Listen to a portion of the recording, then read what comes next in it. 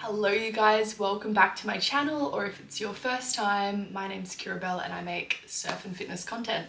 We are doing a Q&A today. I popped a question box up on my Instagram page and you guys asked a bunch of questions. A lot of them are quite similar, so I'm not going to go through every single question because yeah, a lot of them were really similar questions. The main questions I had were about my shark attack.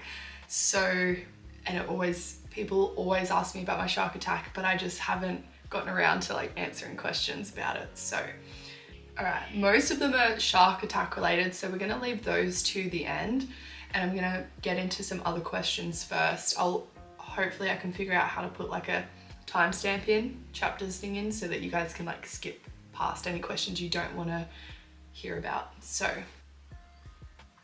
one of my most popular questions was, why did I quit pro surfing?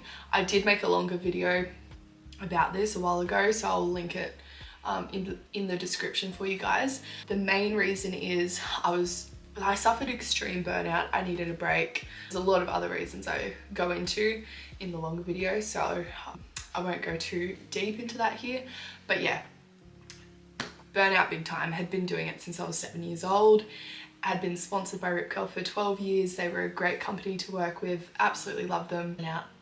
Burnout. I'm 23 now, by the way. So yeah, it was a long few years of competing. And then I thought this was a really exciting question. My daughter is 9. I'm gonna keep people's names private. I don't know if I'd like my Instagram account mentioned if I was asking questions. So I'm just gonna leave them anonymous. Why does it feel like I'm saying that wrong? Anonymous. My daughter is 9, we live in New Zealand. She wants to get into competitive surfing. I'd love to know your thoughts. Yes, I had so much fun as a child going to surf comps. It was like anytime there were surf comps coming up, I looked forward to it so much. You meet so many new people. You'll also meet new parents that you get along with really well. Also, you'll see her surfing and her confidence just skyrocket, and it will just really push her surfing, and it's just such a fun time. You're running around, running amok, surfing heats. Yes, there's highs and lows, you get knocked, she might be a bit sad, but it also teaches you how to deal with losses in life too.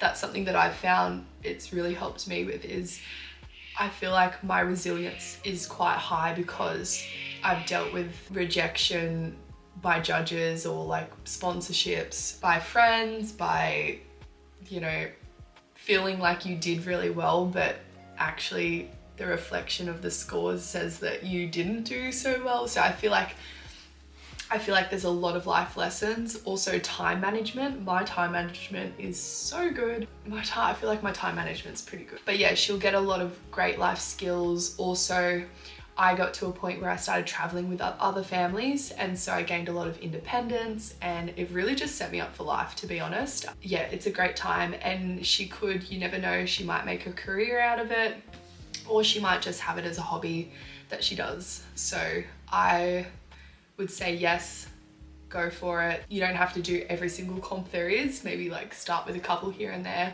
and then if she's really enjoying it, then up it. How central is God in your life? I got a couple of questions like this. There are weeks that go by that maybe I haven't made him a priority, and I've definitely noticed in those weeks I start to feel a bit more anxious. I start to get a little more impatient with people.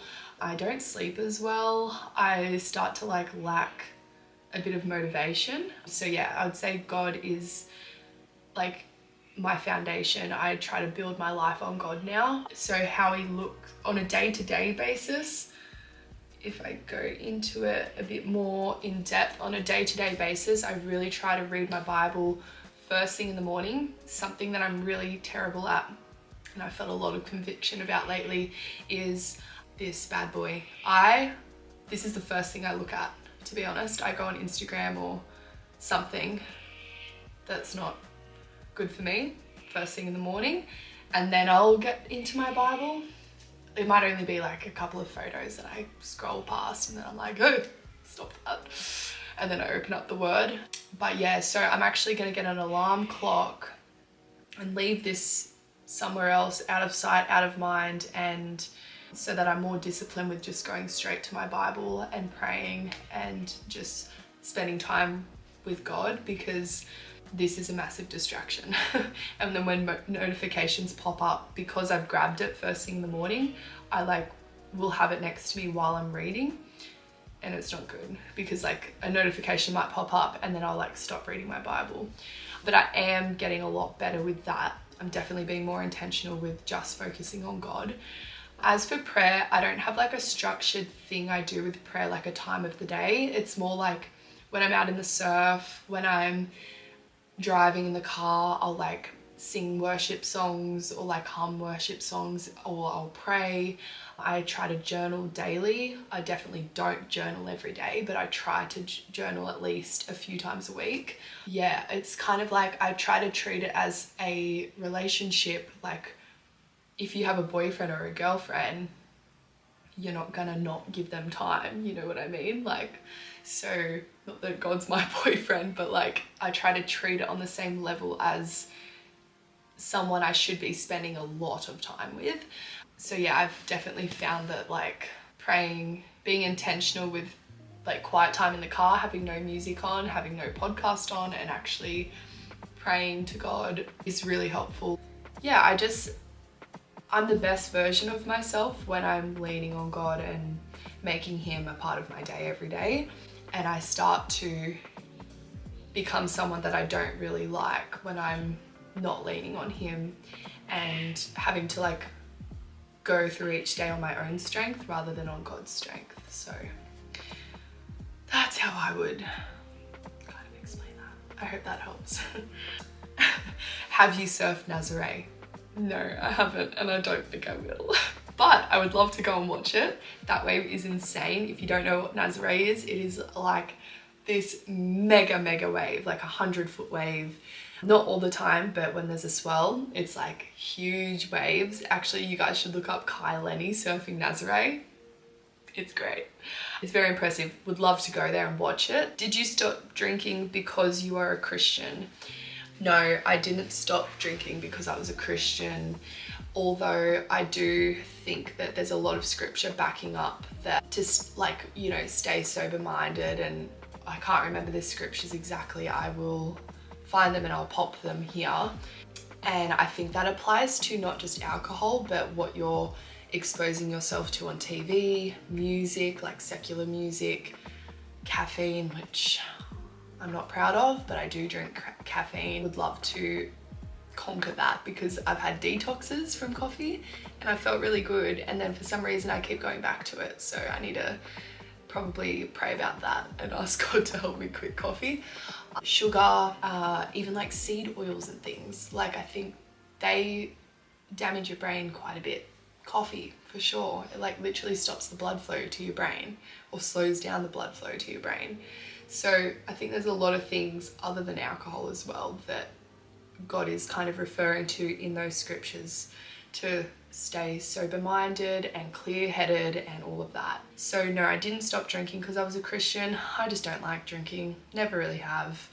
I like the taste of wine literally for a couple of sips and then I get over it. So then I kind of just figured, I kind of figured as well, I actually prefer like a kombucha or like a soda water with lime. So yeah, that's kind of how that happened. It happened really organically. I literally, 6 months went by and I was like, oh, I haven't had a drink in like over 6 months.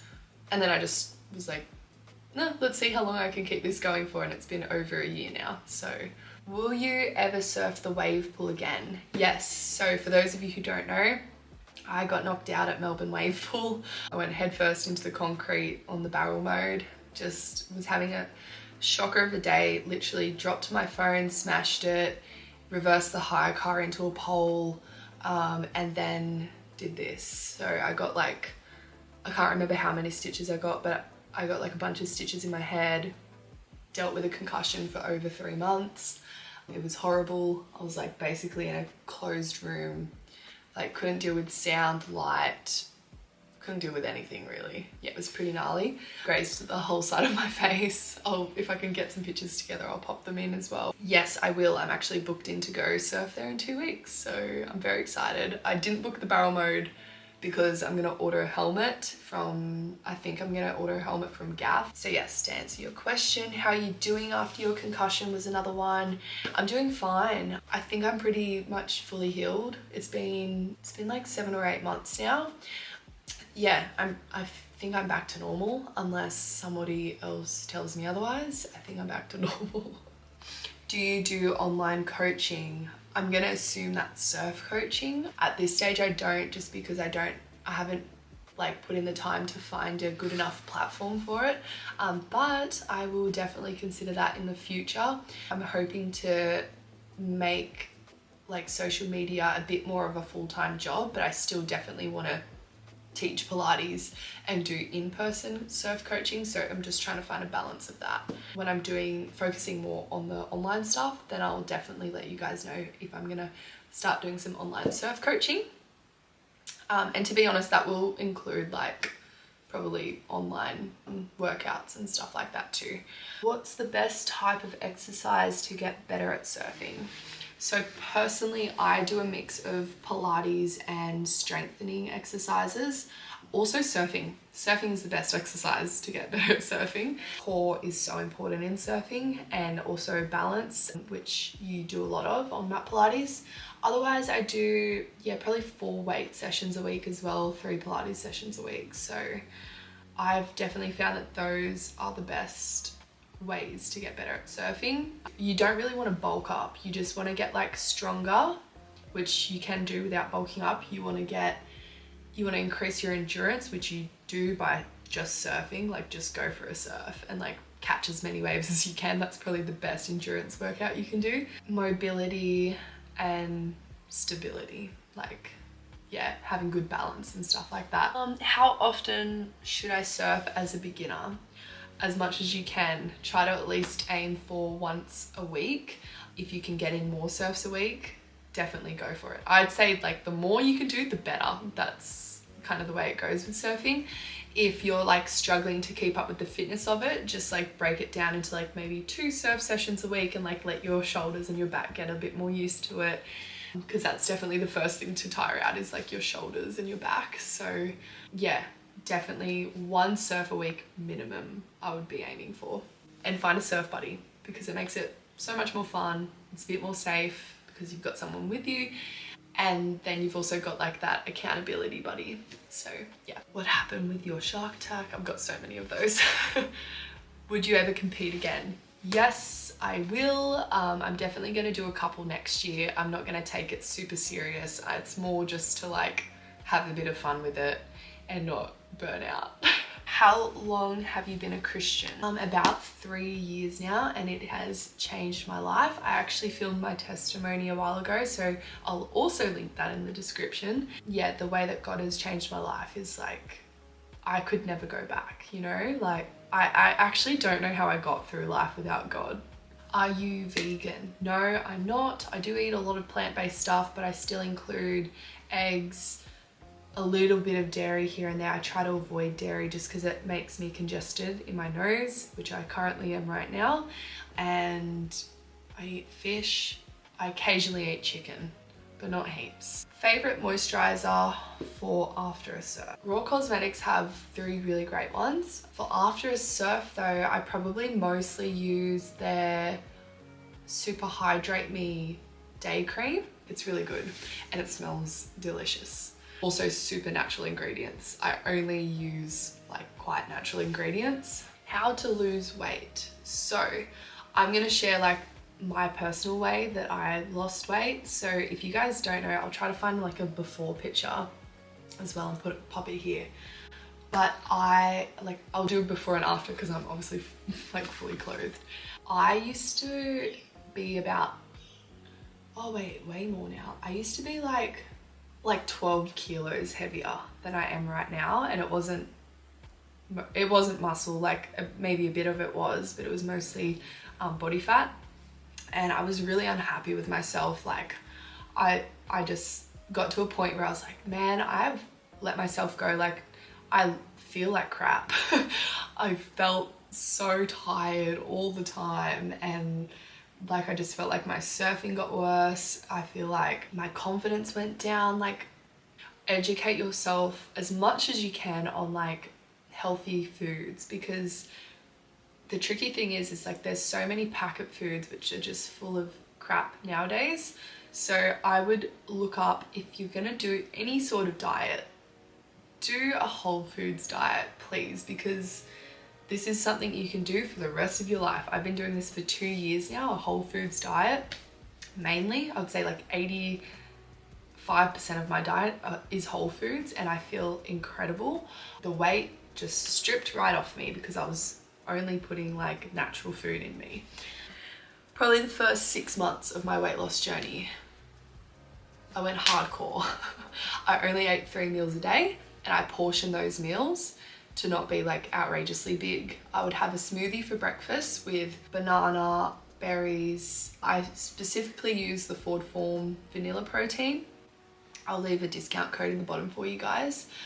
Almond milk and a bit of almond butter, because I just found that I started to need a bit more calories in the morning. So I added the almond butter to add a bit more calorie to the smoothie, which I found really helped.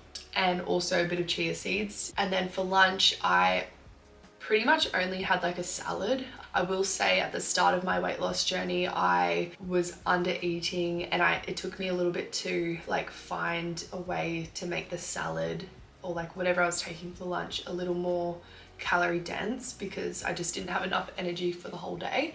So I started off with like a chickpea lentil salad, but then I found that it just wasn't quite enough. I needed an extra bit of protein in there, so I added chicken, and that made a huge difference. So I added chicken and avocado actually, and that changed the game. And then for dinner, I was actually having like a chicken veggie soup most nights, and I wouldn't eat any later than like 6 p.m. I think that's what I was doing at the time.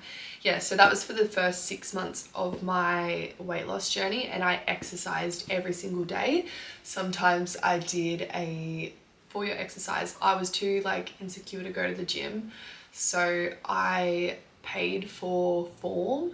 I still have it. I still do Form as much as I used to, but I still do a few of their workouts a week. It's like the Sammy Clark app. Really good.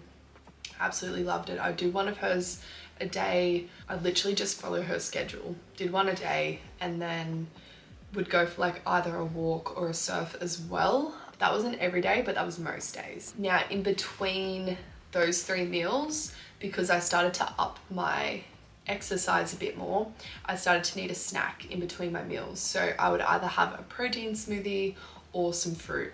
And I basically wouldn't limit myself to those things. I would have as many protein smoothies or as many pieces of fruit as I needed to help myself feel more full and have more energy throughout the day. So that's how I personally did it. To be honest, I've pretty well adapted to that now, and I still am doing that. So it's a very sustainable way to lose weight, and it's actually more of a lifestyle change rather than a diet. And I pretty much still do the same thing, to be honest. And I'm finding that I'm not really losing any more weight anymore. I'm just kind of like toning up a bit more, but staying about the same weight. How long after your shark attack did you surf again?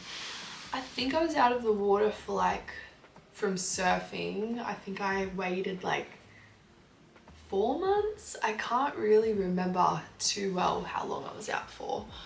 Yeah, it was probably about 4 months until I surfed, but I actually did have like a plastic bag wrapped around my foot, and like just went paddling around on flat days before that, like probably literally a few days after the shark attack or a week after or something. And I just went paddling around by myself just to like get over my fear of jumping back in the water. What shark bit you? Where were you? What are the details on the attack? It sounds gnarly. I never actually really found out what shark bit me. The fishery came into the hospital and like brought a bunch of shark jaws, and he kind of made a decision like it was probably a little bull shark or a little bronze whaler. Nothing super big, maybe like 4 foot. The funniest thing is like when the shark attack happened, I was like so pumped, full of like drugs to like make me not be in pain, even though I wasn't even in pain. I don't know, they just like pumped me full of stuff anyway. And when the police came in, I said it was a wobbegong. So the news basically just ran with this story saying it was wobbegong. And my dad goes, "You should have said it was a great white." And I was like, oh well, I wasn't thinking, was I? So that's a bit of a lol. Where were you? I was at Avoca Beach in front of the Shark Tower.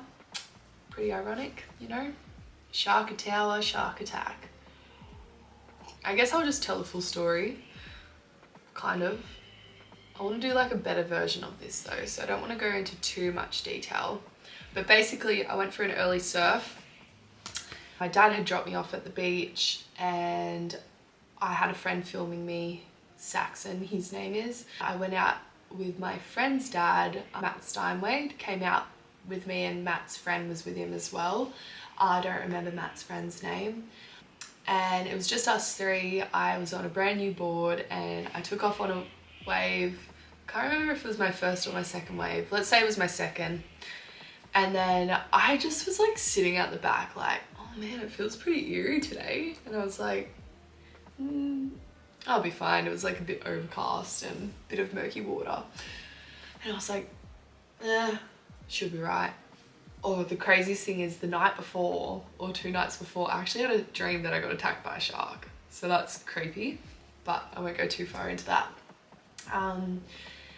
And yeah, I fell off on this turn right into a school of fish. I could literally feel the fish hitting me. There were that many fish. And then I just feel like this tugging on my leg and I'm like, what the frig is that? And I thought like Matt's son had paddled out, Logan, and because he used to always like, he was so funny. He used to always prank me. He'd like swim up behind me and like grab my foot and like yank me and like pretend he was a shark. So yeah, I thought, oh, maybe like Logan's come out, and I like looked behind me and I see this tail thrashing behind me and I'm like, just scream at the top of my lungs. I'm like screaming. And anyway, the shark, I can't remember the time that like the shark was biting me. I think it like latched on 2 different times, but it was quite a small shark, so that's why I still have my foot. So lucky.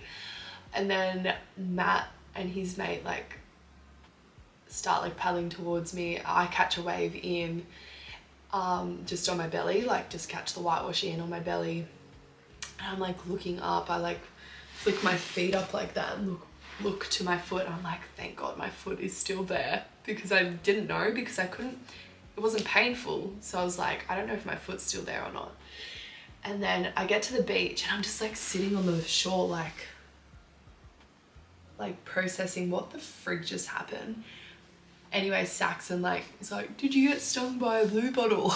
And I'm like, no, like I got bitten by a shark. And he's like, what? And I'm like, yeah. And I'm like, it doesn't look too bad.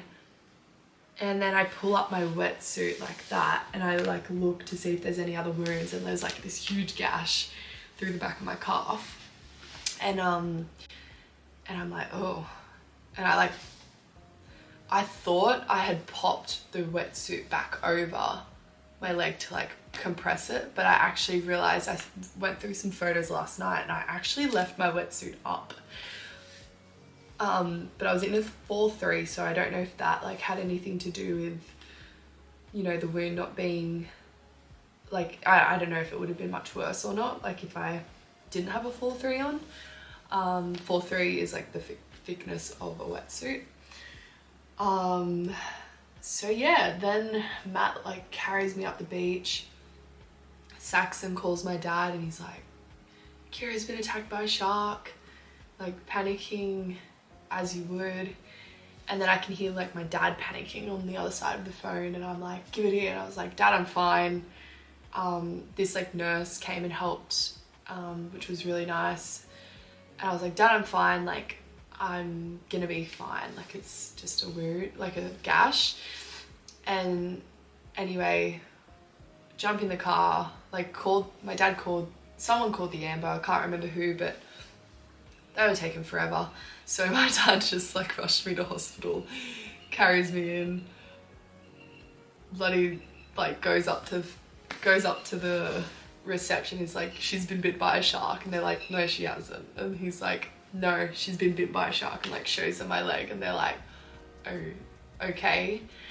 Yeah, from that point on they just loaded me up with a lot of drugs, and I had to wait to have surgery for like so long. It felt like I was so hungry because it was the morning and I hadn't had breakfast yet. So I think I waited till like, because like I wasn't bleeding to death or anything, they just needed to like clean out the wounds, and like my Achilles had like a tear in it and stuff, so they just needed to repair a few things, but I wasn't gonna die. So yeah, I think they were probably, if anything, more worried about like infection. So they got me in at like, I don't know, maybe say midday, I don't know. All I know, I was bloody starving. And then had my surgery, woke up, felt like my leg was on fire. I think I like screamed down the hospital like, take this bloody bandage off or something. And then I just remember like being in and out of consciousness, because I'm not good on like any sort of drugs, like pharmaceuticals. I was just in and out of consciousness and like couldn't eat for like a whole day. I felt so like my appetite was just not there. And then yeah, the rest is kind of history. I don't know. Yeah. All right. There's one more question, I think, about the shark attack. Was it hard to get back in the water after the attack? No, I think I just had so much expectation on me as a pro surfer. I was 13 at the time, by the way. I had so much expectation on me that it wasn't really an option. I didn't even like consider the option to not get back in the water. So yeah, no, it wasn't, but I did deal with PTSD for probably like 4 or 5 years after, which never got, like, I just did not deal with. And then I finally saw a psychologist, and she helped me through all of that. And I didn't even realize I had PTSD. So yeah, that was pretty crazy. So I just like pretended that I didn't have any fear, and I just got back in. Probably the best part about the story is that I'd like been surfing for a week, and I had the Aussie titles coming up, and I won the Aussie titles, and I had only been back in the water for a week post shark attack. And actually the craziest thing is too, is there was, so the heat before me, they got called in because there were 2 great whites out there. It was in WA, and I think it was at like Smith's Beach or something. I can't remember where we were, but yeah, there were 2 massive great whites out there. People could see them from the headland, and they got called in, and then we all went back out an hour later and had the finals, and I won the Aussie title. So that's probably like my favorite part of the story, is that I felt like at the time I was like, that was such a good comeback. I felt so proud of myself. And I look back now and I'm like, man, I was like 13 when that happened. And you know, like Bethany Hamilton went through that, but much more severe. Like obviously she lost her arm, and literally nearly lost her life. Praise God that she's still here. But I think I like was really encouraged from her story, and I felt like, you know, if she can do it with one arm, then I can do it. She would have had the one arm and the fear, surely, you'd imagine. And I had all my limbs and just a bit of fear. And so I was like, I can do this for sure. So anyway, guys, I'm gonna wrap it up because I am meeting a friend at the gym. We're gonna work out, and we're gonna have a sauna. It'd mean the world to me if you guys could like this video, leave a comment and subscribe to my channel. That would be such a blessing. I hope to see you guys next week, and oh, my plans are, so the next video you'll be seeing is probably a trip to Byron Bay. I'm going to Byron Bay it's Sunday, I'm leaving Tuesday just for a one-night trip for a brand, like a little brand shoot. So I'll bring you guys along with me. Cannot wait. I'll see you guys next Thursday. Bye.